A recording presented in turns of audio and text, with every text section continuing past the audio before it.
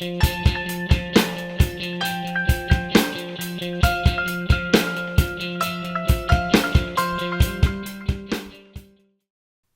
the dream, you are not dying anymore, and you are livid, you were not informed sooner. Who changed their mind? Here you had made all the preparations, decided that death is the necessary abacus of love. Now you must behead the facts of the bald, unachievable annus mirabilis of your never yet turning 25. Apartheid of stars, you're blue again, semi-generous with the mixing of elements you don't believe in. The arch in your foot will go on forever after the matter of you ends. Spirit Papers, the first book, was written when one of her best friends during that time, who unfortunately, a great poet but passed away very young, Matt Ritvo. You collaborated with him a lot while working on this book. And the you that comes up in the Spirit Papers, it's not that it matters to me as a reader that I know who the you is, but I think it deepened my understanding of what was going on at that time. And can you speak a little bit about like how what it was like to actually put this book together and like to actually go through the collection and assemble the final manuscript? Yeah. Thank you for bringing up Max. Yeah, the book is definitely dedicated and in the spirit of Max Ritvo, whose poetry I still turn to all the time. It's interesting what you said about the you, because I think the you had a driving force in how I thought about putting the book together, because they're not all poems for Max, as you said. There's a lot of anticipation and a lot of sort of mystical yous, unborn children that weren't even conceived, just like the imagining of a future child, the imagining of future beloveds, versions of myself, and they all blurred. And at first, I think when I was putting things together, I was frustrated and felt I needed to clarify who is this you in the poem, or readers wanted to know that. And then I realized that wasn't what was of interest to me. It was about the relationship between an I and a you, and the more spiritual ways that every relationship sort of comes together and can evolve over the course of something with the stakes of one person dying and one person surviving, which was the nature of our friendship. So that was the sort of governing relationship, even though not all the yous are actually Max or me. And so when I put it together, at first there was a real effort to separate out who these are the ones for the child and these are the ones for Max. And the process was more about messing that up or letting it be, depending on how you want to look at that. I love the cold hardness of the fact. The way that you actually mentioned fact, I remember from an earlier poem, I believe it's The Grown Daughter. Mm-hmm. And there you also use a fact in like a very cold manner. It's as if like it's something that the speaker is consciously trying to go against. That's so interesting. You know, it's been a lifetime since this book, but I think you're absolutely right that the sort of essence from which I started writing poetry, which is still true, is this sort of questioning of this idea of fact in our life. And these are all of my work is like pretty autobiographical in a sense, because it comes from the substance of my life, but not the way that we use that term to usually reflect fact. And so I think bringing the word fact and the idea of fact as a sort of central thing in these poems to work against was how I started. And I think now I may mention, facts or deliberately be rebelling against facts less, but that act of rebellion as the source of why I write poetry, that I want to be true, but not because I want to be factually true, is still very much in my reasons for writing. Yeah, and that's actually really wonderful. That's why I think the themes in this book really tie in very well together, because there's also the fear of, like you said, creating something new.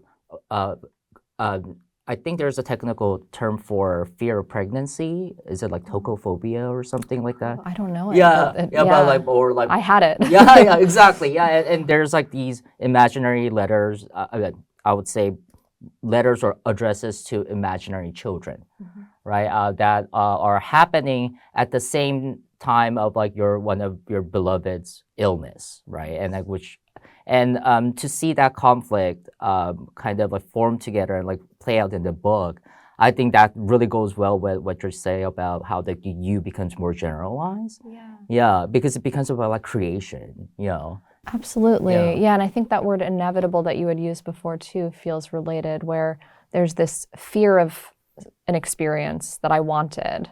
And then there's this person I wanted who was very much present, who was inevitably going to die.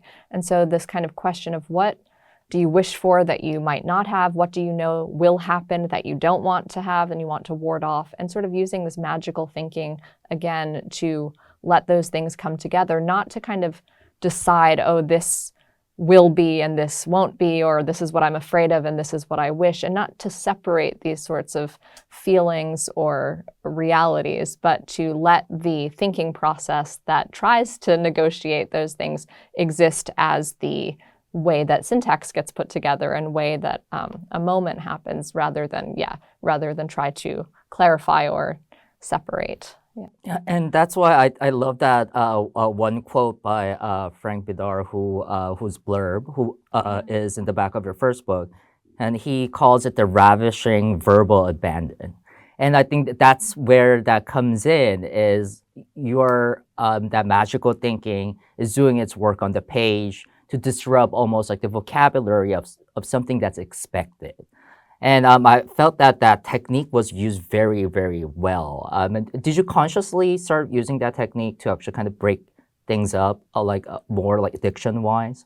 That's such a great question, and thank you for reminding me about that Bedart quote. It's such a nice phrase. I don't think that it was so particular to like try to avoid expected diction. In a way, I feel like the reason I like poetry is because when I'm trying to communicate regularly in just conversation, I often feel so aware that the words I'm choosing aren't quite right, and it's often because they are technically the right ones, and I think something stranger would be more true, and so there's like a rhythmic difference between what I'm saying and communicating in conversation and how I'm really feeling and what I mean. So that slanted way, as Dickinson has, tell all the truth but tell it slant, I think that is just part of my relationship to language. So then when I write a poem, I get to actually engage with language in that less expected way that feels more true. But it's not a deliberate like going against what would be expected for me. It's actually just letting myself be a little stranger, which I think inside I am.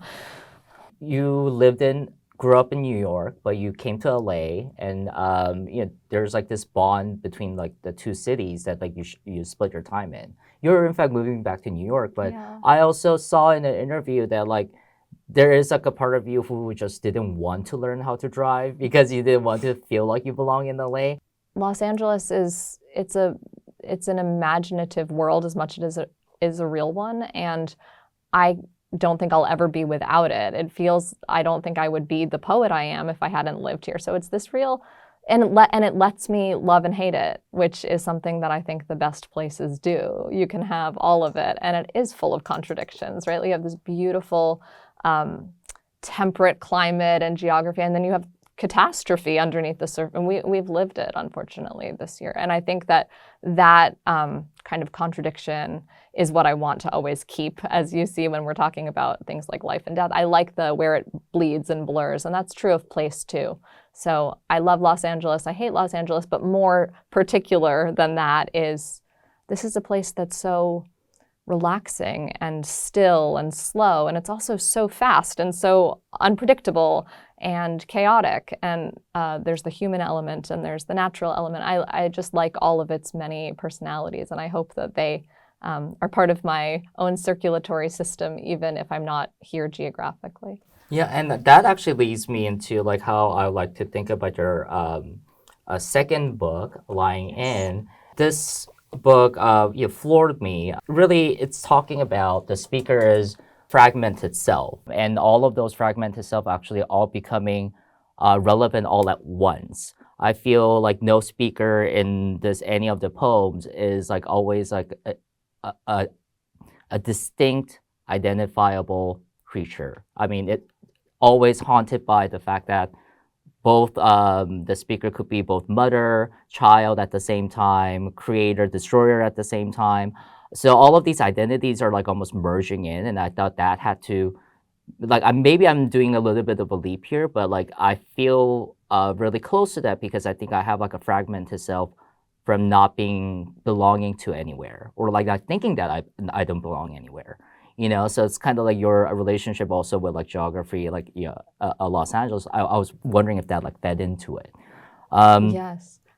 Yes. I mean, now I'm hearing all this wordplay because you've brought poetry into the room, but even in hearing you connect it to this question of belonging, I'm hearing the reversal of longing to be and belonging. What does it mean to if you are, do you belong? What does belong require these other sources? And so thinking about these different identities and these different roles is definitely one aspect I wanted to bring together.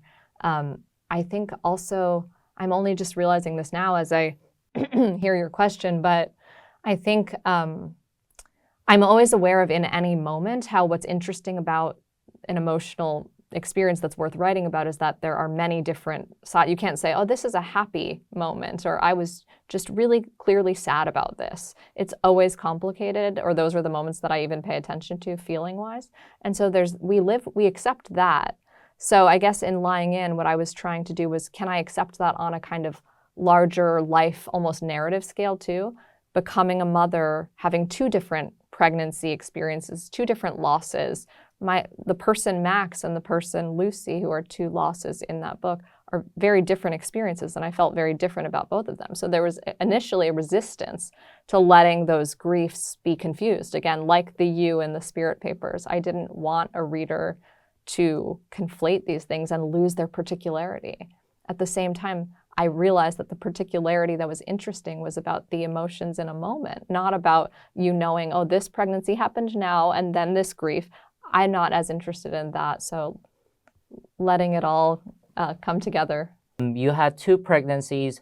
They all turned out successful, thank God, but they were difficult pregnancies. Yeah, I was on bed rest for different reasons, but they were both really difficult pregnancies that required me to lie really still for an extended period of time. It deepens my understanding to know it later, but yet at the same time, the experience of the book, I mean, I was just free to actually see this you, but they were all tied to a particular experience that won't be erased, obviously, right? But like but I didn't need to know who the you exactly was. Mother Nothing. You were placed like wings are placed, as if they'll never be needed to leave with. But then you were born, and each time I unwrap your diaper, I consider every feeling you will hide from me. When I wipe you, I am touched with envy. You made the water you broke. You made me sicker than I could stand to live a little longer. For every night, there is another night I've missed. Maybe it is my ambivalence about being outlasted. Whenever you are in your crib, my life feels final or like it has never been. You do not speak still. Orange growing bitter within its skin, why would you speak? Alone in time, pretending you can't rot because you are held in. Each word you say is still just pulp in your voice. All night, your long into life silence distracts me. Are you there? Pleasure is the uterus contracting emptiness. Since you came, it asks, what will ever be as good as holding a new life? If you were my lover, I would beg you to speak. Speak. I practice a voice that will make you adult. But you are not my lover. Then you are the mother I was always after. Lie back. Desire is no longer inside me. You are my uncertainties. So who am I if not your practice man? I could say your lack of babbling is not a drought, but the river taking itself back. Ignore my mouth moving sound out toward you. You shouldn't be accountable for what I make. Reach for the bars instead. Pull yourself along, my night mind. All children grow into questions. You end, but never as I left you. That is so amazing. That poem is one of the maybe longer pieces in the in the collection. I just there was a build-up for me, of course, because I read the collection from front to back. So, but hearing it just read without, just like out of sequence. I mean, I'm feeling it even becoming more powerful. Thank you. Yeah, there are things that are being questioned here that I feel, I don't know. I mean, I don't know if this is a fair assessment, but like I got reminded of like Maggie Nelson when Thank you. when she wrote the Argonauts, right? And there's another Sylvia Plath's Morning Song. I thought there were some of my favorites. Yeah. There's a real like stark and brave confrontation about like what motherhood really means here. And I love the fact that like the title is in fact called Mother Nothing. So I don't know if you'd like to talk to us about how this collection and like this poem came about. I would love to. Yeah, you're planting all these new thoughts in my head, so that's what's exciting about it. It's not the same old. Mother Nothing. Yeah, I guess in the title now I'm hearing that it definitely is about sort of the word mother and the idea of mother wanting to be canceled out and changed, being a nothing mother. So it's sort of a descriptor of mother, but it's also to mother nothing, and that the child is done that too. And to what is it? Why did I want to create this sort of blankness when actually it was so much about the fullness and the? But I think it has to do with all of those sort of expectations of those roles, and that they're so strictly defined sometimes. Who's the mother and who's the child, and what are you supposed to feel when you change a child? And actually it was kind of like the Argonauts in a way. For me, there was a real relationship between becoming a mother and rethinking questions of sexuality, desire, my own journey up to that point, my own being a daughter, my own gender and relationship to it, and what I wanted for my daughter, but also what I wanted for myself, and how to keep those things either separate or bring them together. So all of that was there, and I think the fragmented structure and needing a little more space for it a little longer has to do with that, both. And I think that often comes together with me, not necessarily in new poems, but I think at the point I was writing this book, when I would feel something needed to be pushed farther in length, it often also needed to be broken down. So I had fragments. In fact, the fragments are shorter than most poems are, but the accumulation of the fragments ends up being longer than most poems are. And that speaks to something that felt true of the role of mother to me. I was trying to figure out like what would be like the word to describe the language, and I felt like it was atmospheric. I don't know if that's like a fair assessment of it, but like there's like a landscape, and there's like a person's whole history that actually comes in, and that gets tied into something the speaker also created, right? And it went into like a primal space because of how you mixed it together well. An example I'm gonna say is like from Early Rising. I thought that opening line was just killer. And that's when the earth took away my fires, I sighed in bodies. And I thought, oh my God, like this creation, this pregnancy is not just about one person anymore. It's like it's about everything that's like around, and like all of the spiritual things that are also embodying the speaker. At first, when you said atmospheric, I thought of that word as I can think of it now. But then as you brought me to the actual poems, I remembered how that word even was so different in the world of this book. I was really horizontal. I was on a bed for months and in a room. And so atmosphere was very different to me. It was really like the same still life of medicines and IV bags and some toys from my son for the second pregnancy. And so those things took on a real atmosphere, and it became very hard to see atmosphere as separate from internal atmosphere, because I knew very well, even though I didn't feel very well in my body, I did know that this sort of womb thing was happening, where there's this atmosphere, this world that I can't even access, even though it's inside me, that's creating an atmosphere, that's creating something, and I wasn't sure what would happen with it. There was so much uncertainty to atmosphere, and yet atmosphere became the only world I had access to. I wasn't actually going out and having experiences. So when there were fires or when there were things happening around me, it was the atmosphere came in, and in terms of kind of exaggerating fears or translating to my own bodily experience, but I couldn't actually engage with it as sort of an event in the world. Yeah. And the marking of those events are being translated by the speaker in her particular circumstance, and like, that's why it's so effective. You know, because it does have both a grander reach in the poems, but with the context of isolation, with the context of lying in, which if you don't mind just like explaining to us what lying in is. Yeah, that's a good idea. Lying in is a term that usually refers to the period postpartum, right after giving birth, usually the first 40 days of sort of staying inside, in bed, bonding with the newborn.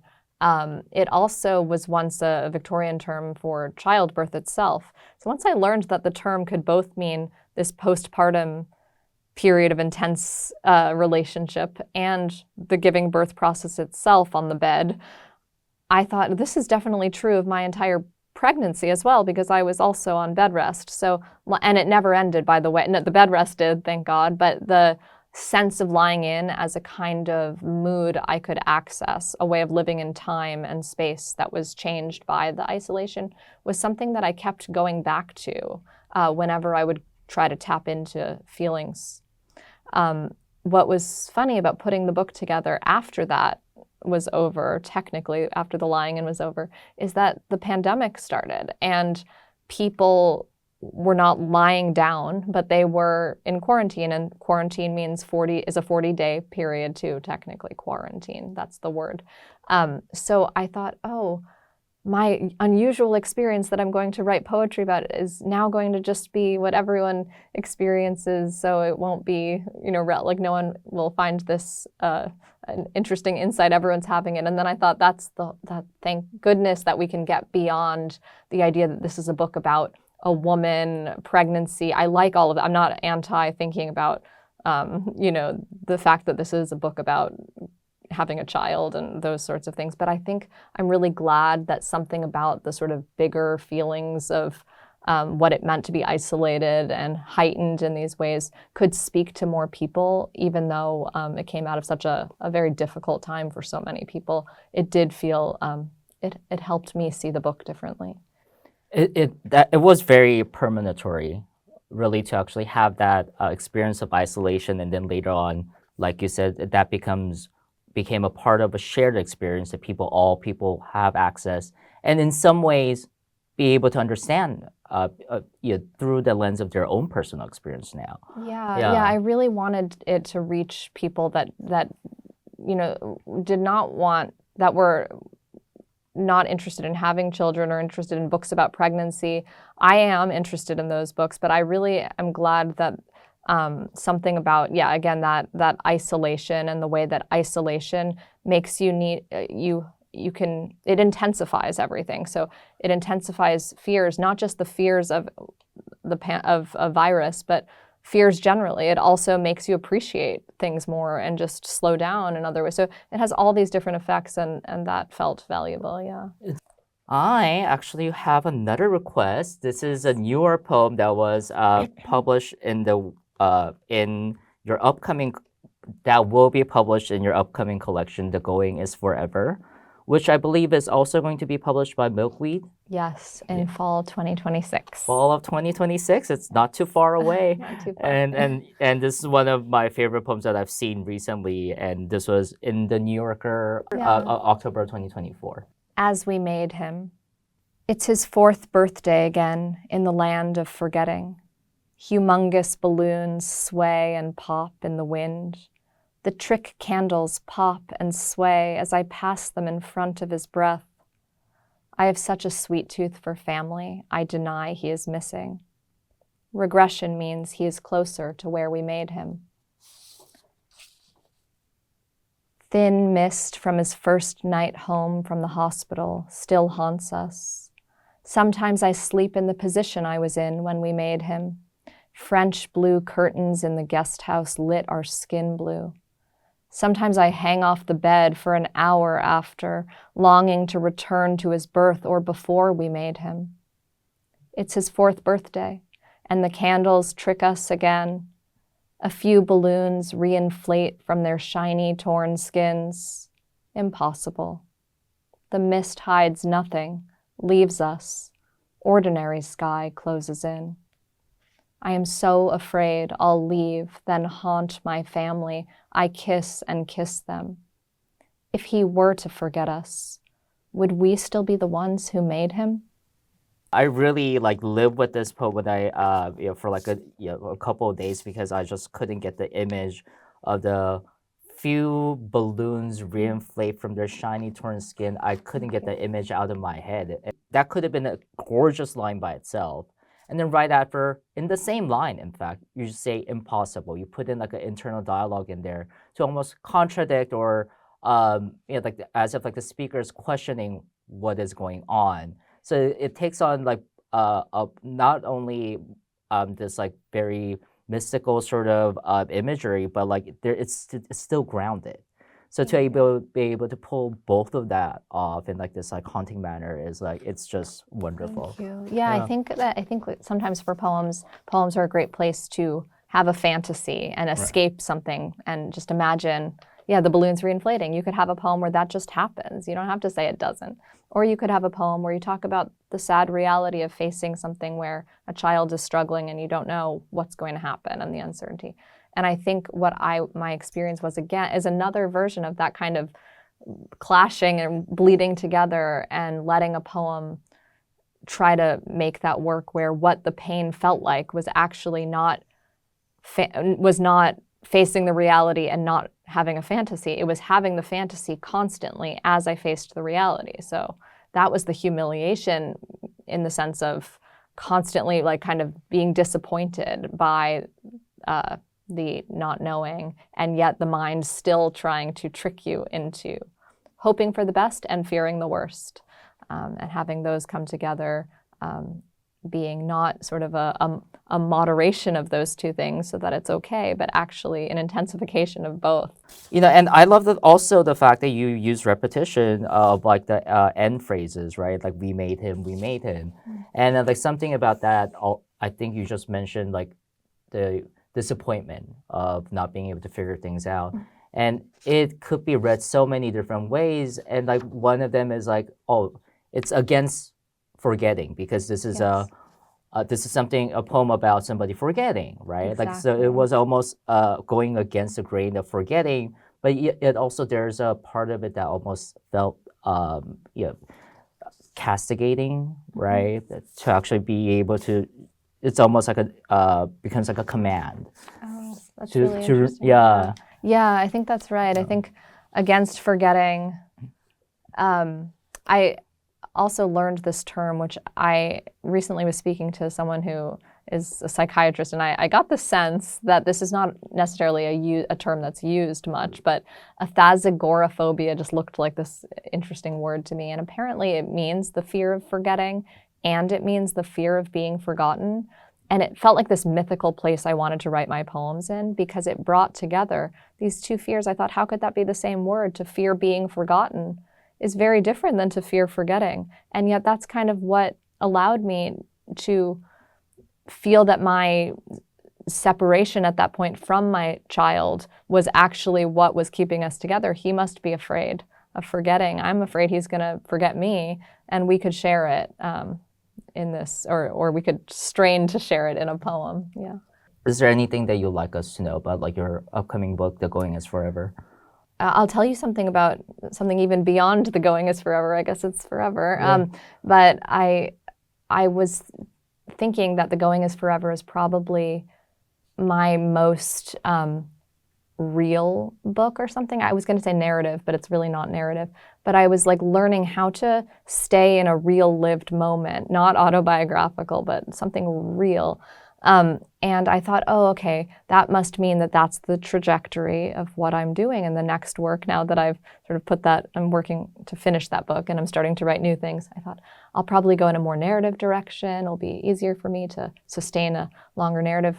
In fact, my mind went way back to this like mystical spirit papers thing. But I do see how now that sort of mystical voice is changed by having held on longer to real lived moments. So it's just not really something you need to know about my work, but it's just something I love, again, about the surprise of poetry, where we can think we know where we're going, and then we go somewhere else, or we go in a full circle back, but changed. And I just think that every poem kind of does that, and it's cool to see life do it too.